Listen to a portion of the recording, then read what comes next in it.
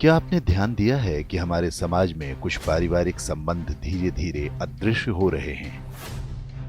पहले हर बच्चे के माता पिता के अलावा चाचा, ताऊ, बुआ, मामा, मौसी जैसे ढेरों रिश्तेदार हुआ करते थे, लेकिन अब ये सभी मानो विलुप्त प्रजाति होते जा रहे हैं।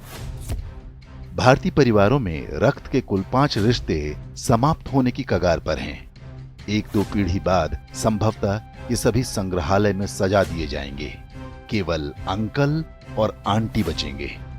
इसे इस तरह समझा जा सकता है, यदि किसी दंपत्ति के 2 पुत्र और 2 पुत्री हैं, तो उनके सभी 5 रिश्ते यानी ताऊ, चाचा, बुआ, मामा और मौसी होंगे। यदि 2 पुत्र हैं लेकिन पुत्री एक ही है, तो उनकी जो संतानें होंगी उनकी कोई मौसी नहीं होंगी। मां के बाद बच्चों की कोई सबसे सगी महिला होती हैं, तो वो मौसी ही होती हैं। यदि किसी के 1 पुत्र और 2 पुत्री हैं, तो चाचा और ताऊ के रिश्ते नहीं होंगे। यदि 1 बेटी और 1 बेटा है, तो उनकी संतानों का न तो कोई चाचा होगा, न ताऊ, न मौसी। यदि 1 बेटा या 1 बेटी होती है, तो वो पूरी तरह से अकेला होगा। माता पिता के बाद उसका कोई रक्त संबंधी नहीं होगा। सिंगल चाइल्ड फैमिली को उनका निर्णय तीसरी पीढ़ी यानी जिनके वो दादा दादी होंगे बुरी तरह प्रभावित करेगा। उनका पौत्र या प्रपौत्र इस संसार में अकेला होगा। उसे अपने रक्त के रिश्ते की आवश्यकता होगी, तो इस पूरे ब्रह्मांड में उसका अपना कोई नहीं होगा।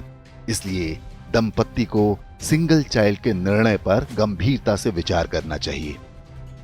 ये न केवल हमारे बच्चों को एकाकी जीवन जीने को विवश करेगा, बल्कि हमारी हिंदू परिवार व्यवस्था को भी नष्ट कर देगा। पश्चिमी देशों में सिंगल चाइल्ड पॉलिसी भारत से पहले आरंभ हो गई थी। वहां पर इसके भयावह परिणाम सामने आने लगे हैं। ब्रिटिश विद्वान डेविड सेलबॉर्न ने एक पुस्तक लिखी है जिसका नाम है द लूजिंग बैटल विद इस्लाम। इसमें बताया गया है कि पश्चिमी समाज पर इस्लाम का अधिकार होता जा रहा है और इसका सबसे बड़ा कारण एक शक्तिशाली परिवार व्यवस्था का अभाव है। यूरोपीय देशों में परिवार नाम की संस्था लगभग समाप्त हो चुकी है। लोग विवाह करना पसंद नहीं करते। समलैंगिकता, अवैध संबंध, लिव इन रिलेशन जैसी कुरीतियां सामान्य बात हैं। उन समाजों में ऐसे बच्चों की संख्या बढ़ती जा रही है जिन्हें नहीं पता होता कि उनके पिता कौन हैं। बूढ़े माता पिता को घर में रखने को कोई तैयार नहीं।